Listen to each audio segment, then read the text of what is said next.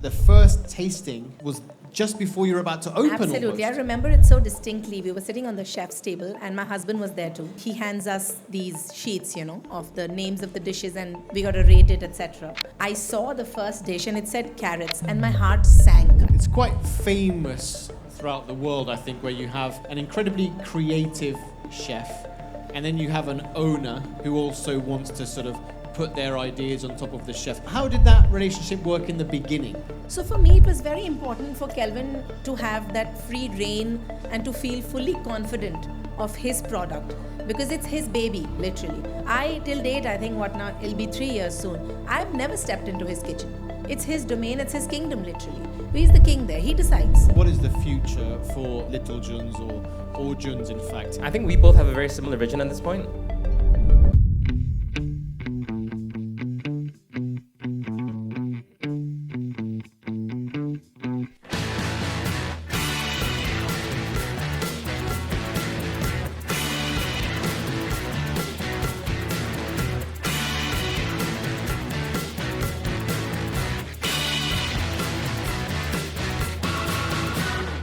JKP soldiers, a very warm welcome back to the show. And what a lineup we have for you today. This is the story of a partnership that turned into a culinary movement. Today, I sit down with Neha Anand and Chef Kelvin Cheung, the dynamic duo behind Little Jun's. Live at Timeout Market Dubai.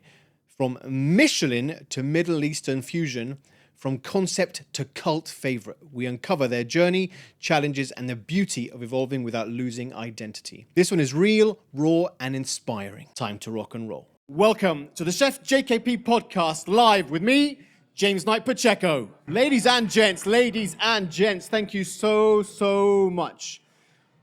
It's incredible, I have to say, to be doing this podcast live at Timeout Market, celebrating 4 amazing years of just local talents, celebrating the very best of what Dubai has to offer in the dining space. So now, don't forget that you can subscribe, follow us on YouTube and on all podcast hosting sites, as well as follow the Chef JKP Podcast on Instagram and Timeout Market Dubai. Very important that you tag us so we can see all of your phenomenal stories.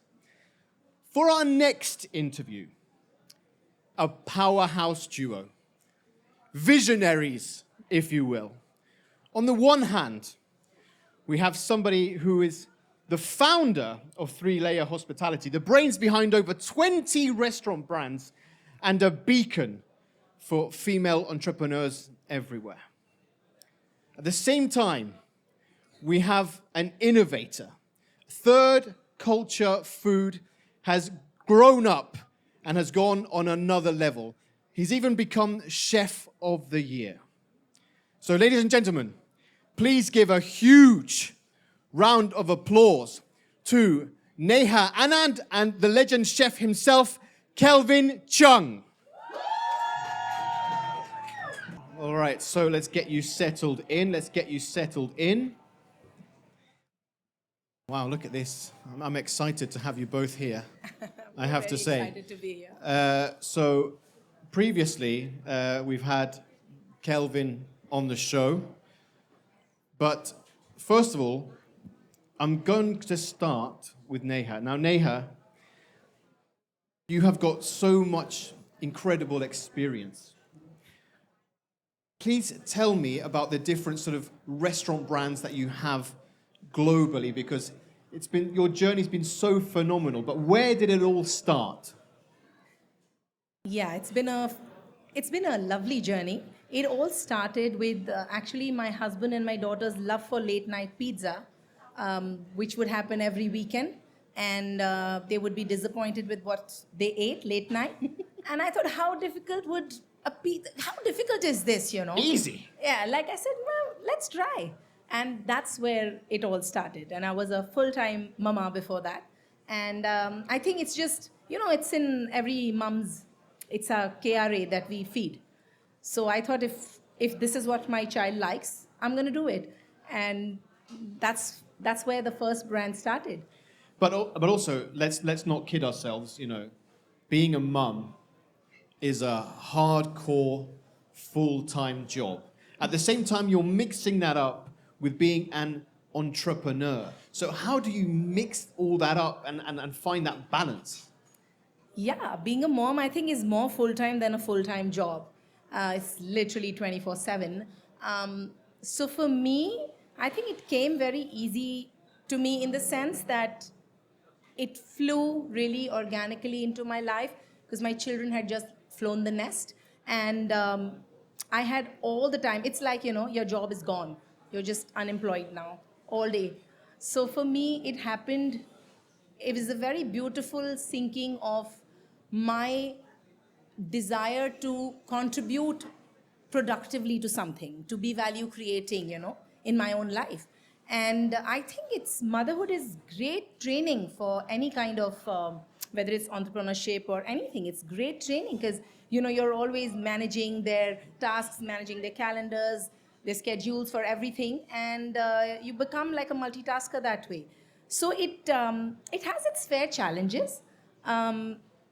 But there are challenges in everything. What is not challenging, right? Yeah, absolutely. But also from the all of the businesses that you've had, you've also must have taken some big risks. What were the risks that sort of really paid off? I think the biggest risk was Jun's. Sitting right here. I literally slid into his DM. All right, so let's talk about how you both met online. Tell me what sort of drew you to sort of contacting Kelvin and getting a talent like him. So, I had eaten his food. I have eaten it before Jun's. I had eaten it only once. And I don't remember this, but my husband told me way later when he was here and we were working on Jun's. He said, but you did say that day that I'm going to one day open a restaurant with the chef. And I'm like, I don't remember that at all. So I just said it without realizing it, but I loved his food. And then, I followed him and just who he is as a person, because a lot of your personality really shines through. So he as a dad, as a husband, exceptional. Of course, I knew the chef bit. And I just reached out to him in April 21, I want to say, mid-April 2021. I'm amused because I think it's really funny that I just DM'd him from my foodie Instagram, which is called Foodie Pro. And I just said, Chef, what are you doing these days? Because I was wondering, I would like to open a restaurant. And Kelvin, what was your reaction then? I was like, okay. Generally, when you do these sort of partnerships, there's a lot of collaboration involved where it has to be kind of almost like a symbiotic relationship. Both sides need to bring something to the table. And generally, when you do these things, it has to be someone you know or at least have know a lot about. Because it's like you said, it's a big gamble, right? Because that's not only an investment of time and energy, but where the whole shift of our entire lives was going to be moving to Dubai. So it was a bit of a risk and a gamble. But of course, once we chatted properly, after the first few calls, you know right away when that energy and that synergy is there. You can get that gut feeling, right? So where were you, just to put things into context? Which part of the world were you in when you received the initial message? So I was in Las Vegas at the time. We were staying at Mom's. Andrea, my wife, was already working full time. And we were just deciding what our next move was going to be. And at the time, I was fielding a lot of offers, generally deciding what the next move would be best, not only for my career, but for the family. And it's like destiny kind of came into play because Dubai gave us and checked all the boxes, whether it be a platform and an area where I could build a restaurant that was completely new, original, innovative, that was doing something that I wanted that was extreme high quality, but also Dubai being Dubai, it gave us a place that was safe, that was clean, opportunity for my wife to work and she could do whatever she wanted, and the perfect place for my son, of course. So then once you built that rapport and that relationship, you'd pitched to Kelvin that it was going to be in Dubai. Yes. So was that an easy pitch or a difficult one? I think it was a very easy pitch.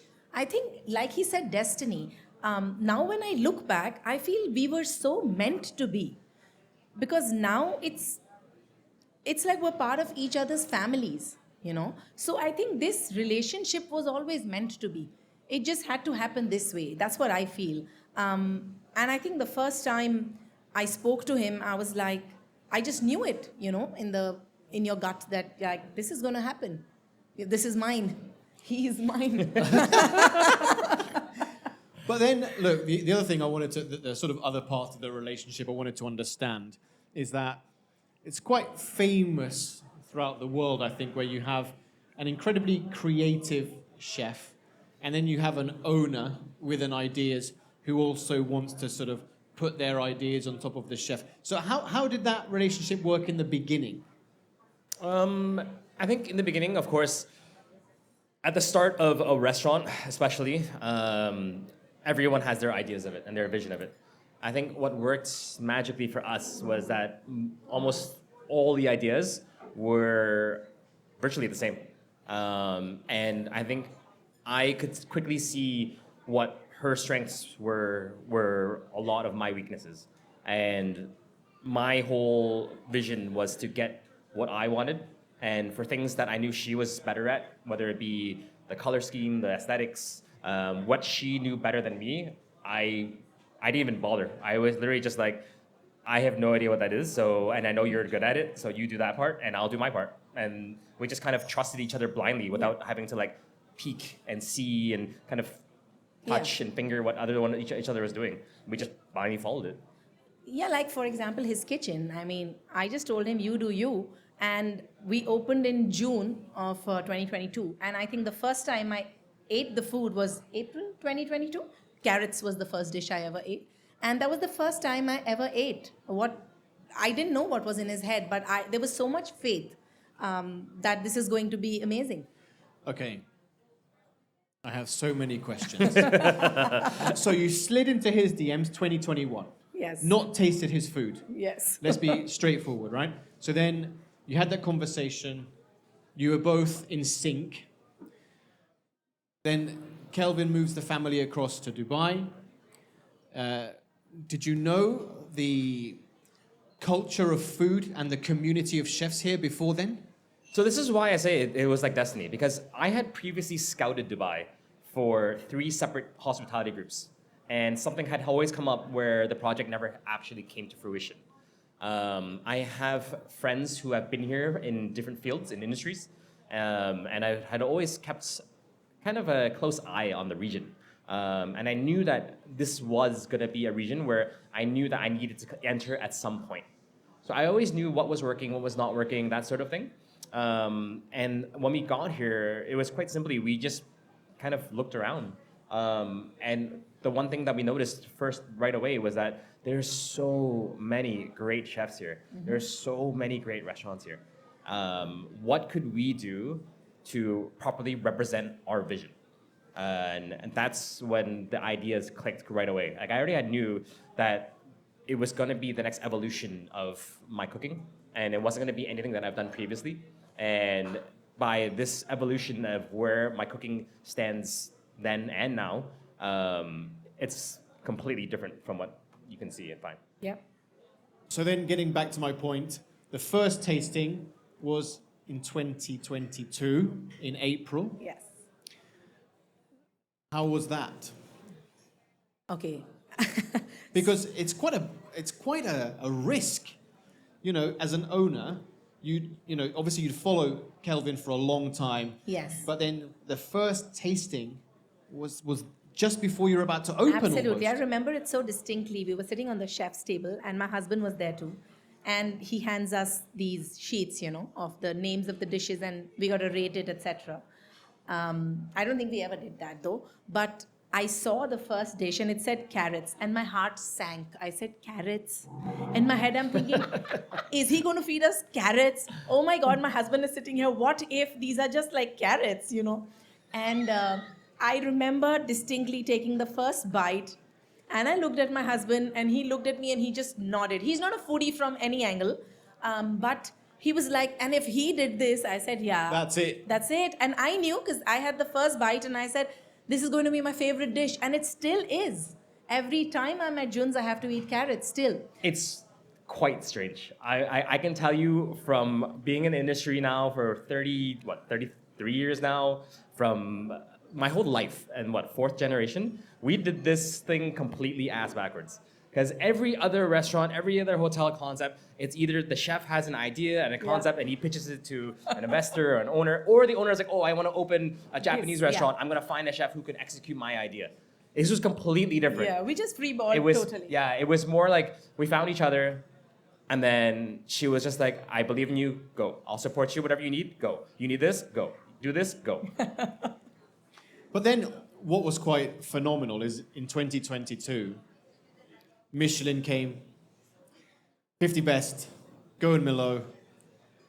I mean, and before then, Dubai hadn't had, really any guides. So then, bang, all of a sudden, the world is watching when it comes to gastronomy. When you started getting those accolades in the restaurant, how was that for the team? Again, it was blind faith. I mean, we've been very blessed. It was all blind faith because even my teams, from the kitchen to the front to the bar team, everyone's like, what is this guy doing? Because the food, if you don't have an open mind, the concept doesn't make sense. Most of the world doesn't understand what third culture cooking is because third culture cooking is something new in the world. It's the future because our world is getting smaller, cultures are crossing, people are crossing, and the third culture is me. It's my life, it's my history, it's my son's life. I am a Chinese-born Canadian who is fourth generation, but grew up in North America, worked in Europe, ended up in India, and now ended up in the Middle East. And it's my life. Like my son, he's Chinese, American, Canadian, born in India, now living in Dubai, growing up in Dubai. And because there is no label to the food, that was kind of what kind of blew people's minds at the beginning. Because it's such a young market here, people were so used to going for Japanese, going for Chinese, going for Thai, going for Greek and French. They're like, okay, so we're going to Jun's. What are we getting? and it used to be tough to explain to people earlier, People didn't get it. And I would tell them, like, it's third culture cooking. And they're like, what is that? What is that? Yeah. Like, it just people, a lot of people we even know were just like, no, it's not going to work. Because it's not Chinese food. It's not Asian food. So once the team understood that they had to have the same type of socks that you wear, right, which is very important, everyone, very, very important. And also, when they're signing the contracts, Kelvin, did you tell them that if they made a mistake, they had to do push-ups? That came in a lot later. What they didn't understand was our senior management, as well as my kitchen, had been in Dubai for many, many years. The fact that I made them sit there and learn and recite my life and my stories we did training for months, which is unheard of in this region. Everyone's like, what are we doing? Like, they're literally sitting here studying like school children and did tests on not even the food, just on the stories. Storytelling, Because it's so it's such a part of our DNA. It's what we do. Because especially as, again, our world is so rapidly changing, people's attentions are changing. People aren't attached to brands now because of brands. They're attached to brands because of feelings. And what we bring is feelings. It's different from all of our friends in the industry who are doing crazy, great things. Amazing things. But our thing, what we bring to the table is that it brings feelings. Our feelings connect us through our nostalgia, through our memories, and then through your taste and smell. Then it becomes part of the experience. 100%, and I completely concur with what you're saying. But then if I flip the table, now Neha, a lot of, I would say, investors or business men and women would have said, well, Neha, what are you doing? You're being super crazy. We've got the spaces ready. This chef is, sitting here. The team are studying, doing nothing, wasting your money. But why was it important for you to allow Kelvin to do that and for the team to learn all those intricacies? Yeah.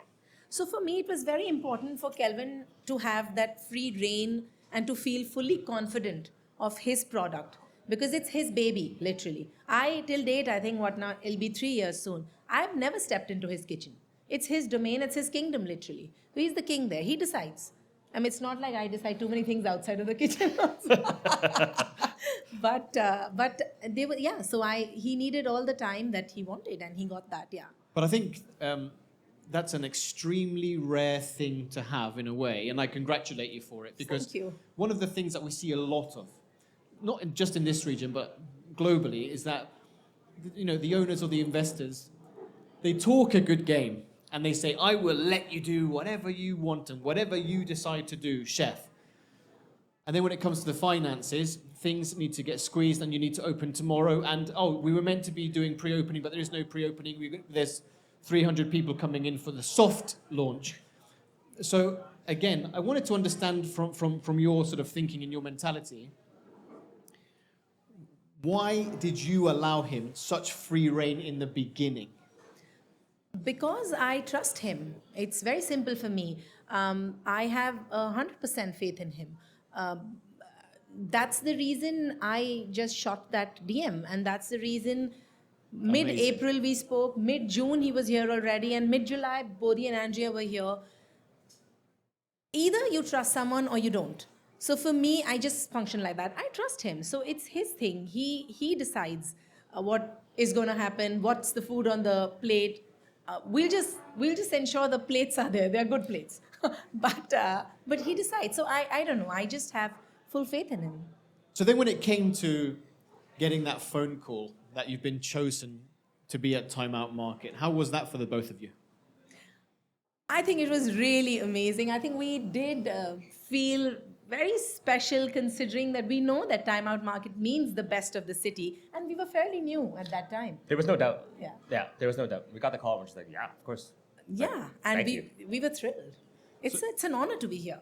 Well, I was going to say, I mean, it is a celebrated space where there are only the very best local talents. Absolutely. I think that's what we love about it. Because it supports homegrown talent, Yeah. it coincides with our vision as a hospitality group, as partners. Like how we see things, like, I mean, for lack of a better way to put it, like people at the bottom are always stuck in a rat race and or always competing. People who rise to the top or are on top, they collaborate. And what I mean by collaborate, it doesn't mean you have to work together, but you support each other. And nothing but good things will come from supporting each other. And that's why we're such staunch believers in support of our own local homegrown talent, our homegrown brands. You'll always see me running around like a madman at every one of these award shows and whatever, loving on and congratulating and screaming. And everyone's like, what are you doing? Do you know them? I'm like, no, but we're here to support them. And I'm there for a reason. We're here for a reason. Yeah, and I think it all kind of fits with what we believe in and our vision of this industry, right? So then when it came to curating the menu, what were the hits that you had to have here? So, I mean, that's in the beginning, I think the menu has taken its own evolution as well. Because I think the original menu, I was way out of like an outer space. And I knew that because the experience and the ethos of Jun's was so different from what people were so used to, I knew I needed to tie in certain segues, as in like a gateway drug to get them in. So I knew there were some like must-haves. But if we're gonna do these must-haves, it still has to have a very Kelvin kind of experience, touch, taste, and story, of course. But then what is the future for Little Juns or Juns, in fact? Because you've become such an incredible homegrown destination. Is it something that you want to sort of keep within the UAE, or would you like to sort of take it elsewhere, whether it's pop-ups or whether it's full-time locations? I think we both have a very similar vision at this point. Because it's such a different experience that it offers, it could work and it will work in virtually every market. So we're very actively and aggressively ready to push out We have something fun and new launching in the next week, maybe 2 weeks already in the suburbs. But we are pushing now. We have teams already actively getting us locations and such for the next students. Because now also we felt that the time is right now. There's no point rushing after these things when, I mean, we had to establish Jun's. He was so busy. Jun's it's a huge restaurant as a space also. So I think for it to be able to function fully, solely on its own, thanks to Chef. So now that's happening. And then now it's time that now we're focusing on the future. So then when it comes to sort of giving advice, and I've got a question for the two of you. First of all, Neha, what's the sort of biggest piece of advice when you have, let's not say Kelvin is not trying to slide into your DMs, but if chefs wanted to come to you and say, I would like to open a restaurant with you, whether it's a pizza place, whether it's a third culture place, what's the one piece of advice that you would tell them? I think for me, it's not whether they want to work with me or with anyone else. I think just to be very authentic and staying true to kind of who you are and your strengths is what matters. So for me, authenticity is one of my core values, and I think that's what is very common between the two of us. But I think, that would be it. So if you're fully authentic and you're dead sure about something that you with your whole heart you want to do it, but chances are very bleak because we are very busy for the foreseeable future. Yeah, I'm sure. And Kelvin, what advice would you give to sort of chef entrepreneurs who would like to open within the hospitality space here? I mean, make sure it's something that you really want to do. But I think you have to walk before you run. Most young chefs make the mistake of jumping the gun too early. They haven't gone through, and I hate using the word the grind now because it's not something that we should be advocating. It's not something that we should be proud of. Like, we shouldn't be proud that we're working 18 hours a day. If you're still working 18 hours a day, you're doing it wrong. But for most chefs, in order to understand that, you kind of have to go through it. It's kind of one of those life experiences as a chef that if you don't go through it, then you're not gonna understand how you can make it right and how to do it properly. And I think that's the biggest mistake that a lot of young chefs make. And it's something that you have to stay humble and you kind of have to swallow your ego, take feedback, and just cook. Just cook from the heart, right? It'll work. Just cook. Yeah, never stop hustling. You just gotta hustle. But the other thing is, I think that is what's quite phenomenal, and you can tell me both, is that I feel that the foodie community within the UAE, we're all extremely close. And as what you just said, we're all supporting each other. And it doesn't matter whether you're a hole in the wall or a 2 or 3 star Michelin restaurant. That is true. Everybody's always supporting each other. And I feel that's very different to the rest of the world. What do you think? I can say about India, my hometown back there, also is very community driven. So I don't know about the rest of the world. Maybe Chef can tell us. But what I see in India, in my hometown, and I have restaurants there as well, extremely community driven, very supportive, and they really cheer the loudest for each other. It's changing. I think our industry is changing for the better. Yeah. Even when I first got here, I don't think it was as close as it was now. That's true. And you're seeing that kind of people just letting go and looking past it. There's enough business for everyone, We need to be here to support each other. And again, there's nothing but good that'll come out of that, right? But it's also chefs like yourself that, you're all doing it. Yeah. I mean, they are coming together and they are the community. So it's really amazing to see that happen. No, I couldn't agree more. I think it's... and these collaborations that we see everywhere, they work. And customers come to those tables all the time. Absolutely. So it's great to be celebrating those things. Now, we have come to the quick fire questions for both of you. Neha, well, I'll go with you first. Jun's or Little Jun's, who is the favorite child? Oh my God, that's not fair. Do I really have to choose? No. I just asked the questions. It's I don't love my son more than I love my daughter, so I cannot choose. Kelvin? It's a tough one, but because there's restrictions at here, I'll have to say Jun's. All right. I get to do whatever I want there. Very good. Let's talk about your 3 a.m. snack. Biryani or pizza, please? Pizza. Neither. Neither. Which one, Kelvin? You eat pizza?